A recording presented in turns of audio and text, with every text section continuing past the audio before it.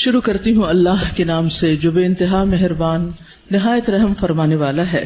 علم کیا نہیں، نشرح ہم نے کھول دیا، لکا آپ کے لیے، صدرک سینہ آپ کا، ووضعنا اور اتار دیا ہم نے، عنکا آپ سے، وزرک بوجھ آپ کا، الذی وہ جس نے، انقضا توڑ دی تھی، ظہرک کمر آپ کی، ورفعنا اور بلند کیا ہم نے، لکا آپ کے لیے، ذکرک ذکر آپ کا، فإن پس یقیناً، مع ساتھ، العسری تنگی کے، یسرا آسانی ہے، ان یقیناً، مع ساتھ، العسری تنگی کے، یسرا آسانی ہے، فإذا پس جب، فرغتا فارغ ہو جائیں آپ، فانصب تو محنت کیجئے، وإلی ربک اور طرف اپنے رب کے، فرغب پس رغبت کیجئے۔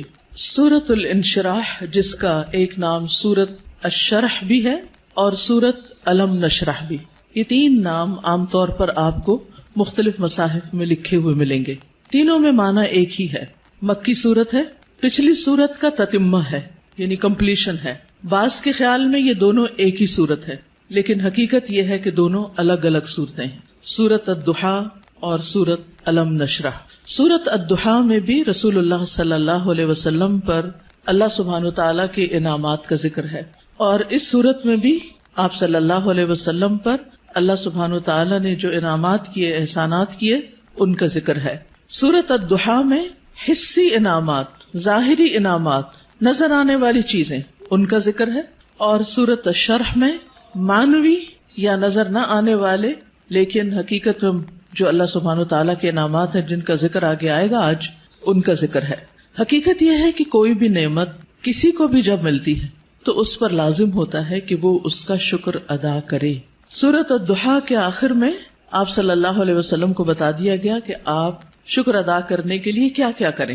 کیا بتایا گیا؟ فَأَمَّا الْيَتِيمَ فَلَا تَقْهَرْ وَأَمَّا السَّائِلَ فَلَا تَنْهَرْ وَأَمَّا بِنِعْمَةِ رَبِّكَ فَحَدِّثْ، کہ جس طرح آپ پر احسانات ہوئے ہیں کہ اللہ تعالیٰ نے آپ کو یتیمی کی حالت میں بہترین ٹھکانہ عطا کیا اور بہترین آپ کو علم عطا کیا، نبوت عطا کی، تو اسی طرح آپ بھی یتیم کے ساتھ احسان کریں، اور جو سوالی کوئی آئے، علم کا سوالی یا مال کا سوالی، اس کے ساتھ نرمی کا سلوک کریں، اس کو ڈانٹے نہیں۔ یعنی آپ صلی اللہ علیہ وسلم کو دی جانے والی نعمتوں اور احسانات کا شکر ادا کرنے کا طریقہ بتایا جا رہا ہے، جیسی نعمتیں ویسا ہی شکر، اسی کی قسم کا شکر۔ اور اس صورت میں بھی ہم دیکھتے ہیں کہ جن احسانات کا ذکر ہے بعد میں اسی طرح کے شکر ادا کرنے کی بات ہے۔ اور یہاں چونکہ مانوی نعمتیں ہیں جیسے وحی الہی ہے، اور اللہ سبحانہ وتعالیٰ نے آپ کے لیے جو آسانیاں کی اور آپ کا ذکر خیر جو بلند کیا، تو اس پر آپ کو حکم دیا جا رہا ہے کہ آپ اپنے رب کی طرف توجہ کیجئے، اس کی عبادت کیجئے، جب فارغ ہو جائیں تو بھی اپنے رب کی طرف رغبت کیجئے۔ انسان جب کسی بھی نعمت کا شکر ادا کرتا ہے تو اللہ تعالیٰ کا وعدہ ہے کہ وہ اس نعمت کو بڑھا دیتا ہے اور زیادہ عطا کرتا ہے۔ ہمیں بھی اللہ تعالیٰ نے مختلف طرح کی نعمتیں اور ٹیلنٹس دے رکھے ہیں، بعض اوقات ہم اپنے ان ٹیلنٹس کو فل کیپیسٹی میں استعمال نہیں کرتے، نتیجہ کیا ہوتا ہے؟ ہماری صلاحیتوں کو زنگ لگ جاتا ہے۔ لیکن جتنا زیادہ ہم ان کو استعمال کرنے لگتے ہیں، جتنا زیادہ ہم ان کو دینے لگتے ہیں، اور خاص طور پر اگر کوئی شخص دین کی دعوت دینے والا ہو یا تعلیم دینے والا ہو، تو ایک استاد یا ایک داعی جتنا زیادہ اپنے مدعو کے ساتھ یا اپنے طالب علم کے ساتھ، اسٹوڈنٹ کے ساتھ محنت کرتا ہے، اس کے لیے قربانی کرتا ہے، اس کو سکھانے کی اور اس کو دینے کی کوشش کرتا ہے، تو اس کا علم اور تجربہ اتنا زیادہ بڑھتا چلا جاتا ہے۔ نہ صرف یہ کہ علم اور تجربہ بڑھتا ہے، بلکہ شاگردوں کے دل میں اس کے لیے محبت اور اس کے لیے رسپیکٹ اور اس کی قدر کا جذبہ بھی اسی طرح بڑھتا ہے۔ ہم سب بھی اپنے اپنے وقت میں طالب علم رہے اور ہم سب جانتے ہیں کہ کس استاد کا ہماری نظر میں کیا مقام تھا، آج تک ہمیں یاد ہے۔ تو اسی طرح ہمارے شاگردوں کی نظر میں بھی ہر استاد کا اپنا اپنا ایک مقام ہے، اور کس کا مقام اور درجہ اور عزت اور محبت اور قدر زیادہ ہوتی ہے، جو اپنے شاگردوں کے لیے جتنا زیادہ مخلص ہوتا ہے، وہ علم دینے کے کام کو یا نبوت کا کام کو پیشہ نہیں ہوتا۔ یہ ایک اللہ سبحانہ تعالیٰ کی نعمت کا، اللہ تعالیٰ کے اس احسان کا کہ اس نے ہمیں یہ سب کچھ عطا کیا، اس کا شکر ادا کرنا ہوتا ہے, اظہار نعمت کرنا ہوتا ہے, اس کو شیئر کرنا ہوتا ہے, دوسروں کے ساتھ بانٹنا ہوتا ہے. اور انسانوں کی تعلیم و تربیت اور انسانوں کو کچھ بنانا یہ دنیا کا سب سے بڑا کام ہے. کیونکہ مادی چیزیں, پتھر توڑ کے گھر بنانا, کوٹ کے بجری سڑکیں بنانا, یہ بھی ایک کام ہے جو نظر آنے والی چیزیں ہیں, لیکن وہ تو ہمارے لیے مسخر ہیں, مطیع ہیں, فرما بردار ہیں. ہم جہاں چاہیں ان کو لگا دیں, جس طرح چاہیں ان کو رکھ دیں. لیکن انسان اتنی آسانی سے بات سننے والے نہیں ہوتے. ان کو مولڈ کرنا اور ان کو گھڑنا اور ان کو کچھ بنانا اور ان کو سنوارنا اور ان کو نکھارنا, جو نبی صلی اللہ علیہ وسلم کے فرائض منصبی میں سے تھا. اور یہی آپ کے بعد ہر استاد کی ذمہ داری ہے کہ وہ طالب علموں کو صرف انفارمیشن ٹرانسفر کرنے والا نہ ہو, بلکہ ان کے اندر کے پوٹینشل کو, ان کی صلاحیت کو, ان کے اندر پائی جانے والی مختلف جو قوتیں ہیں ان کو نکھارنے اور معاشرے کے لیے اور خود اس شخص کے لیے زیادہ سے زیادہ مفید بنانے والی. اور یہ کام والدین کے بعد استاد ہی کرتا ہے, اور یہ اس کی بہت بڑی ذمہ داری ہوتی. تو اس پس منظر کو سامنے رکھتے ہوئے ہم اس صورت کا انشاءاللہ مطالعہ کریں گے کہ ہمیں کیا کرنا ہے. سوال یہ پیدا ہوتا ہے کہ کیا یہ احکامات جو اس صورت کے اندر آئے ہیں صرف نبی صلی اللہ علیہ وسلم کے لیے خاص ہیں, یا اس کے بعد ان لوگوں کے لیے بھی جو آپ کے طریقے پر چلنے والے ہوں اور آپ ہی کے کام کو آگے لے کر بڑھنے والے ہوں. تو حقیقت یہ ہے کہ یہ سب کے لیے ہیں, آپ کے لیے خاص اور ہمارے لیے عمومی طور پر. تو آئیے دیکھتے ہیں سورت کو. اللہ سبحانہ وتعالیٰ فرماتے ہیں الم نشرح لک صدرک. الم کیا نہیں, سوالیہ انداز ہے, اور یہ یقیناً کے معنوں میں ہے, قد کے معنوں میں. نشرح ہم نے کھول دیا. شرح کا لفظ ہوتا ہے کسی چیز کو چھوٹے چھوٹے ٹکڑے کر کے, جیسے گوشت ہے تو گوشت کے چھوٹے چھوٹے سلائسز کرنا, اس کو کاٹنا. تشریح سرجری کے لیے بھی آتا ہے. الم نشرح کیا ہم نے کھول نہیں دیا, لکا آپ کے لیے, آپ کی خاطر, کیا صدرک آپ کا سینہ, کیا ہم نے آپ کی خاطر آپ کے لیے آپ کا سینہ کھول نہیں دیا, آپ کے دل کی تنگی کو دور نہیں کر دیا. اگر دیکھا جائے تو دنیا میں پائی جانے والی نعمتوں میں سے سب سے بڑی نعمت یہ ہے کہ انسان کو شرح صدر, سینے کی وسعت, دل کی وسعت, دل کا اطمینان نصیب ہو. ڈپریشن کیا ہے؟ دل کا گھٹنا, سینے کا تنگ ہونا, اندر کی تنگی, شح, بخل, انسان کے اندر کی ایسی کیفیات کہ نہ وہ اپنے سے راضی اور خوش اور نہ کسی اور سے. اللہ سبحانہ وتعالیٰ نے ہمارے دل کو ہر چیز سے مختلف بنایا ہے. باقی جتنی بھی چیزیں ہیں ان میں جب ہم کچھ ڈالتے ہیں تو وہ بھر جاتی ہیں, تنگ ہو جاتی ہیں, لیکن دل اگر نرم ہو تو اس میں جتنی بھی علم اور حکمت اور خیر کی چیزیں ڈالی جائیں وہ اتنا ہی زیادہ وسیع ہوتا چلا جاتا ہے, اتنا ہی زیادہ کھلتا چلا جاتا ہے, اتنا ہی اس میں انبساط آتا ہے, اتنی ہی زیادہ اس میں خوشی اور اطمینان آتا ہے. تو یہ ایک بہت بڑی نعمت ہے, اور یہ مانوی نعمت ہوتی ہے, ٹینجیبل نہیں ہوتی کہ آپ چھو کے دیکھ سکیں کہ کیا ہے. پچھلی صورت میں ٹینجیبل نعمتیں تھی, لیکن یہاں مانوی نعمتوں کا ذکر ہے. الم نشرح لک صدرک, کیا ہم نے آپ کے لیے آپ کا سینہ کھول نہیں دیا. جب سینہ کھلتا ہے تو مشکل سے مشکل, پیچیدہ سے پیچیدہ اور کمپلیکیٹڈ معاملات سمجھ میں آنے لگتے ہیں. انسان چیزوں کی تہ تک پہنچنے لگتا ہے, اس کو گہرائی نصیب ہوتی ہے, اس میں وزڈم آتی ہے, اس میں ڈیپتھ آتی ہے, اور انسان دور تک سوچنے لگتا ہے. ابراہیم علیہ السلام کا ویژن آپ دیکھیں کہ انہوں نے نبی صلی اللہ علیہ وسلم کے بھیجے جانے کے لیے دعا کی تھی 2500 سال پہلے. وہ کیسے, ان کو یہ ضرورت کیوں محسوس ہو گئی, اور انہوں نے اپنی دعا میں یہ دعا کیوں شامل کی کہ اللہ ان کے اندر سے ایک شخص ایسا اٹھانا جو ان کی تعلیم و تربیت کرے. ہم ایسی بات کیوں نہیں سوچتے, ہمیں ایسے خواب کیوں نہیں نظر آتے؟ اس لیے کہ ہم صرف اپنی ہی ذات کے گرد گھومتے ہیں. سیلفش, دل چھوٹا ہے, نظر کوتا ہے, تنگ ہے, شارٹ سائٹڈ ہے, دور کی چیزوں کو نہیں دیکھ پاتے, صرف قریب کے فائدوں کو دیکھتے ہیں. آج مجھے کیا مل رہا ہے ہم اس کو دیکھتے ہیں, کل میری کوششوں کا صلہ کیا نکلے گا, کیا ملے گا مجھے, اس کی طرف ہماری نگاہ نہیں جاتی. لہٰذا جو لوگ شارٹ ٹرم گولز کے لیے کام کرتے ہیں وہ کوئی بڑا کام کبھی بھی نہیں کر سکتے, اور جو لوگ دور تک سوچتے ہیں, اور وہ وہی سوچتے ہیں جن کے اندر وسعت ہوتی, جن کا دل بڑا ہوتا ہے, جن کی نگاہ دور تک دیکھتی ہے. تو الم نشرح لک صدرک, کیا ہم نے آپ کے لیے آپ کا سینہ کھول نہیں دیا.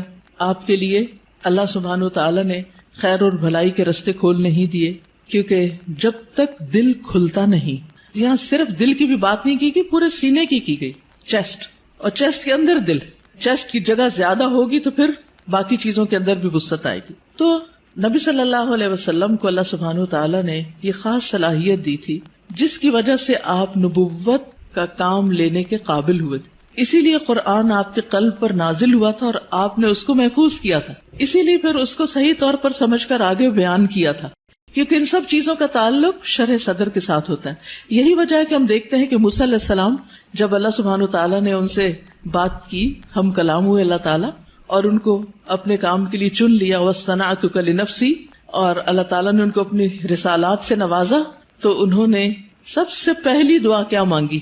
رب اشرح لی صدری ویسر لی امری واحلل عقدۃ من لسانی یفقہوا قولی، کہ اللہ میرا سینہ کھول دے، یہ ساری بات مجھے بھی سمجھ آئے اور دوسروں کو بھی سمجھ آئے، اور میرا کام آسان کر دے، اور میری زبان کی گرہ کھول دے تاکہ لوگ بات سمجھ سکیں، اور مجھے میرے گھر والوں میں سے ایک مددگار میرے بھائی ہارون کو عطا کر. تو بہرحال اللہ سبحانہ تعالیٰ جس کے ساتھ بھلائی کا ارادہ کرتا ہے، من یرد اللہ بہ خیرا یفقہہ فی الدین، اور پھر افمن شرح اللہ صدرہ، کیا بھلا وہ جس کا سینہ اللہ نے کھول دیا، فہو علی نور من ربہ، اور وہ اپنے رب کی طرف سے ایک نور پر ہو. تو جس کا سینہ اللہ تعالیٰ کھول دے، اور خصوصاً جس کو اللہ ہدایت دینا چاہتا ہے، صحیح راستہ دکھانا چاہتا ہے، تو اس کے بارے میں کیا فرمایا؟ من یرد ان یہدیہ یشرح صدرہ للاسلام، جس کو اللہ ہدایت دینا چاہتا ہے اس کا سینہ اسلام کے لیے کھول دیتا ہے، اس کو وسعت عطا کر دیتا ہے، اس کے دل میں پھر اسلام کی محبت پیدا ہو جاتی، وہ اس کے لیے کچھ کرنا چاہتا ہے. اور ساری قربانیاں اس کے بعد ہی ہوتی ہیں جب انسان کا سینہ کھل جاتا ہے. اور پھر آپ دیکھیں کہ سینہ تنگ کب ہوتا ہے، دل تنگ کب ہوتا ہے؟ جب لوگ ہم پہ باتیں کرتے ہیں، جب لوگ ہمیں ہرٹ کرتے ہیں، تو پھر ان کی طرف سے ہمارا دل تنگ ہو جاتا ہے، پھر ہم معاف نہیں کر سکتے، پھر ہم اپنے دل میں حسد اور بغض اور ان چیزوں کو بھر لیتے ہیں، پھر ہم ان لوگوں کے ساتھ خیر اور بھلائی نہیں کر سکتے. لیکن آپ دیکھیے کہ پیغمبروں کو لوگوں نے کون سا لقب ہے جو نہیں دیا، ساحر، کاہن، مجنون، شاعر، نہ جانے کیا کچھ. لیکن کیا انہوں نے ان باتوں کو دل میں رکھا اور لوگوں سے انتقام لیے اور جوابی کارروائیاں کی، یا ان کو معاف کر کے پھر بھی ان کی ہدایت کی دعائیں کرتے رہے؟ جنہوں نے پتھر مارے طائف کے سفر پر، آپ نے ان کے لیے کیا کیا؟ ان کے لیے بھی دعائیں کی. ہر موقع پر، نہ صرف یہ کہ نبی صلی اللہ علیہ وسلم نے، بلکہ باقی پیغمبروں میں. آج بھی جو شخص واقعی سچے دل سے اسلام کی خدمت کرنا چاہتا ہے، یعنی جس کے دل میں اسلام کی خدمت کا جذبہ ہے، اسے لازمی طور پر اپنے دل کی وسعت کے لیے دعا کرنی، اسے اپنے دل کو کھلا کرنا ہوگا، اسے لوگوں کو معاف کرنا ہوگا، اسے لوگوں کی غلطیوں سے درگزر کرنا ہوگا. اس کے علاوہ بعض لوگوں نے اس کا یہ معنی بھی بیان کیا ہے کہ نبی صلی اللہ علیہ وسلم کا شق صدر کیا گیا تھا، آپ کے سینے کو واقعی لٹرلی کھولا گیا تھا 2 مرتبہ، ایک دفعہ بچپن میں اور ایک دفعہ بڑے ہو کر معراج کے موقع پر. اور اس میں کیا ہوا تھا کہ آپ صلی اللہ علیہ وسلم کے پاس جبریل آئے، انہوں نے آپ کا سینہ کھولا، ساتھ ان کے سونے کا پیالہ تھا جس میں زمزم کا پانی تھا، آپ کا دل نکالا گیا اور پھر اسے زمزم کے پانی سے دھویا گیا اور واپس اس میں ایمان اور حکمت بھر کے اندر رکھ دیا گیا. تو لٹرلی بھی آپ کے سینے کو کھول کر آپ کو، یعنی کہ آپ کے دل کو صاف کر دیا گیا، اور اس میں کسی کے لیے کسی طرح کبھی کوئی حسد، بغض اور کوئی بھی چیز باقی نہ رہی. اور آج اسی چیز کی ہم سب کو بھی ضرورت ہے کہ ہمارے دلوں میں کسی کے لیے کوئی نفرت اور کوئی بھی حسد اور بغض نہ ہو، لوگوں کو معاف کرنا جانے اور خوش رہیں، مطمئن رہیں. ایسے ہی دلوں کے اندر ایمان آتا ہے، ایمان بڑھتا ہے، ایمان کی زینت ہوتی ہے، اور پھر ایسے ہی لوگوں کو ہدایت ملتی ہے، حق کی معرفت ملتی ہے. تو الم نشرح لک صدرک، جب سینہ کھلتا ہے تو انسان تقدیر پر بھی راضی ہو جاتا ہے. انسان چھوٹی چھوٹی باتوں کو لے کے بیٹھ نہیں جاتا، انسان اپنے وقت کو ضائع نہیں کرتا، انسان تقدیر پر راضی ہو جاتا ہے. انسان کا پھر عبادت میں دل لگتا ہے، عبادت کی طرف لپکتا ہے، عبادت کی طرف دوڑتا ہے. نماز پھر قرۃ عین لگتی ہے، آنکھوں کی ٹھنڈک لگتی، نماز پھر بوجھ نہیں لگتی. اللہ تعالیٰ کے کسی بھی حکم کو اپنانا مشکل نہیں لگتا، اور یہ صرف اس وقت ہوتا ہے جب انسان کا سینہ کھل جاتا ہے. الم نشرح لک صدرک، اور پھر کوئی بات سمجھنے میں رکاوٹ نہیں آتی. انسان بنا کہے دوسروں کی باتیں سمجھنے لگتا ہے، اسے دوسروں کی ضروریات نظر آنے لگتی ہیں، وہ دوسروں کی کیئر کرنے لگتا ہے. دوسری نعمت جس کا ذکر کیا گیا، وَوَضَعْنَا عَنْكَ وِزْرَكَ، اور ہم نے اٹھا دیا آپ سے، ہٹا دیا آپ سے، وزرک آپ کا بوجھ. وضع عن کا مطلب ہوتا ہے کسی چیز کو اٹھا لینا، اور وزر کہتے ہیں بھاری بوجھ کو. اور وزر قرآن مجید میں گناہ کے معنی میں بھی آتا ہے، ذنب کے معنی میں بھی. اب یہاں نبی صلی اللہ علیہ وسلم سے ان کے بوجھ ہٹا دیے گئے. اور یہاں پر آپ دیکھیں سورۃ الضحیٰ میں جو انداز تھا وہ کیا تھا کہ الم یجد کا یتیمن، سیکنڈ پرسن، الم یجد کا یتیمن، کیا اس نے آپ کو یتیم نہ پایا، فآوا ووجدک ضالا فہدی ووجدک عائلا فاغنی. لیکن یہاں زیادہ پرسنل انداز ہے، ووضعنا عنک وزرک، ہم نے آپ کا بھاری بوجھ آپ سے ہٹا دیا. اس بوجھ سے مراد کیا ہے؟ اس کے کئی معنی لیے گئے. نمبر ایک یہ کہ آپ کے دل پر نبوت سے پہلے جو ایک خاص بوجھ تھا، آپ کے ذہن میں کچھ سوالات تھے جن کا آپ جواب چاہتے تھے، آپ زندگی میں کچھ کرنا چاہتے تھے. آپ صلی اللہ علیہ وسلم اسی لیے شہر کو چھوڑ کر پہاڑ پر چلے جاتے، ہرا میں چلے جاتے تھے. تو جب اللہ سبحانہ وتعالیٰ نے آپ کو قرآن دیا، نبوت دی، تو آپ کے سوالوں کے جواب آپ کو ملنے لگے اور آپ کے بوجھ آپ سے دور ہو گئے. اسی طرح یہ معنی بھی کیا جاتا ہے کہ آپ صلی اللہ علیہ وسلم پر جو وحی کے نازل ہونے کے بعد ایک خاص کیفیت طاری ہو گئی تھی، آپ کے اندر ایک خوف کی کیفیت تھی. آپ واپس گئے اور آپ اپنی بیوی سے کہنے لگے کہ آپ مجھے کمبل اڑا دیں، چادر اڑا دیں. اور پھر حضرت خدیجہ جو تھی انہوں نے آپ کی کیئر کی، آپ کا خیال رکھا. آپ کو اللہ تعالیٰ نے بہترین مددگار دیے. آپ کے پیغام پر سب سے پہلے حضرت خدیجہ ہی ایمان لے آئیں. پھر اسی طرح حضرت ابو بکر جو آپ کے دلی دوست تھے وہ آپ پر ایمان لے آئے. تو یہ جو وحی کی کیفیت تھی اور یہ جو فرشتے کو دیکھ کر آپ پر ایک خوف اور ایک بوجھ پڑ گیا اور آپ پر ایک پریشانی آ گئی، اور پھر کچھ عرصے کے لیے جیسے وحی کا سلسلہ منقطع بھی ہوا، اس میں بھی آپ پر پریشانی آئی، تو اللہ سبحانہ تعالیٰ نے وہ سارے بوجھ آپ سے ہٹا دیے، وہ پریشانیاں آپ کی دور کر دی. اسی طرح یہ معنی بھی کیا جاتا ہے کہ نبوت سے پہلے کے 40 سال جو آپ کے اللہ تعالی کی عبادت میں نہیں گزرے تھے، جس کا آپ کو ملال تھا، تو وہ کیفیت بھی آپ سے دور کر دی گئی. پھر اسی طرح یہ معنی بھی کیا گیا ہے کہ خلاف اولا جو کام آپ سے ہوئے، خلاف اولا کا مطلب یہ ہوتا ہے کہ پیغمبر کا درجہ اور مقام بہت بڑا ہوتا ہے. جیسے ایک مقولہ ہے نا کہ حسنات الابرار سیئات المقربین، جو نیک لوگوں کی نیکیاں ہوتی ہیں وہ مقربین کے غلطیاں شمار ہوتی ہیں. یعنی جو اللہ کے خاص اور مقرب بندے ہوتے ہیں ان کے لیے سٹینڈرڈ بہت ہائی ہے کہ ان کا اخلاق بھی عظیم ترین ہو اور ان سے چھوٹا سا بھی کوئی قصور، کوتاہی، کمی بیشی نہ ہو. لیکن نبی صلی اللہ علیہ وسلم انسان بھی تھے. جیسے عبس وتولی میں آیا کہ ایک شخص آپ کے پاس آیا کچھ پوچھنے کے لیے، آپ نے تھوڑی سی اس سے بے رخی برتی. تو یہ بے رخی کیا تھی؟ یہ ایک اللہ سبحانہ تعالیٰ کی نگاہ میں ایک قصور تھا آپ کا. تو وزر کا معنی قصور بھی کیا گیا ہے. تو اللہ تعالیٰ نے وہ بھی آپ کا اگلے پچھلے سب قصور معاف کر دیے اور آپ کے بوجھ آپ سے ہٹا دیے. وَوَضَعْنَا عَنْكَ وِزْرَكَ الَّذِي أَنْقَضَ ظَهْرَكَ، وہ جس نے آپ کی کمر توڑ دی، یعنی آپ کو جس کا بہت زیادہ بوجھ محسوس ہوتا تھا. نقیض ہوتا ہے کسی چیز کو اس طرح توڑنا کہ اس میں سے کڑکڑانے کی آواز ہو، یعنی کڑکڑاہٹ. جیسے چارپائی کے اوپر اگر زیادہ لوگ بیٹھ جائیں تو کیا ہوتا ہے، یا کبھی کرسی کے اوپر کوئی بھاری شخص بیٹھ جائے تو اس کے اندر سے جو آواز نکلتی ہے نا، تو وہ کیا کہلاتی ہے؟ نقیض کہلاتی ہے. تو انقض ظہرک یعنی جس نے آپ کی پیٹھ کو بوجھل کر دیا تھا، آپ کے اوپر ایسی ذمہ داری آ پڑی تھی کہ آپ اس کی وجہ سے بہت دبے ہوئے یا آپ بہت اس کی وجہ سے بوجھل محسوس کر رہے تھے. تو اللہ سبحانہ تعالیٰ نے وہ بھی آپ سے دور کر دیا. وَرَفَعْنَا لَكَ ذِكْرَكَ، اور آپ کا ذکر خیر بلند کر دیا، یعنی آپ کو شہرت عطا کی، آپ کو بلندی عطا کی. نہ صرف یہ کہ آپ کو، بلکہ آپ کے ذکر کو، یعنی آپ کے نام کو، آپ کے مقام کو، آپ کے درجے کو بہت بلندی ملی. اور اس کے لیے ایک حدیث میں آتا ہے کہ نبی صلی اللہ علیہ وسلم نے فرمایا کہ جبریل علیہ السلام میرے پاس آئے اور کہا کہ آپ کا رب کریم پوچھتا ہے کہ آپ کیا جانتے ہیں کہ میں نے آپ کے ذکر کو کس طرح بلند کیا ہے؟ رفعنا لک ذکرک کیسے ہوا؟ میں نے جواب دیا کہ اس حقیقت کو اللہ تعالیٰ ہی بہتر جانتے ہیں. تو اللہ تعالیٰ نے فرمایا کہ آپ کے ذکر کی بلندی کی کیفیت یہ ہے کہ جہاں میرا ذکر کیا جائے گا وہاں آپ کا بھی ذکر کیا جائے گا، یعنی نبی صلی اللہ علیہ وسلم کا ذکر بھی. اور اسی لیے ہم دیکھتے ہیں کہ جب ایک شخص مسلمان ہوتا ہے تو کیا پڑھتا ہے؟ لا الہ الا اللہ اور محمد الرسول اللہ، یعنی اسلام میں انٹر ہونے کے لیے جو کلمہ پڑھا جاتا ہے. اسی طرح اشہد ان لا الہ الا اللہ و اشہد ان محمدن عبدہ و رسولہ.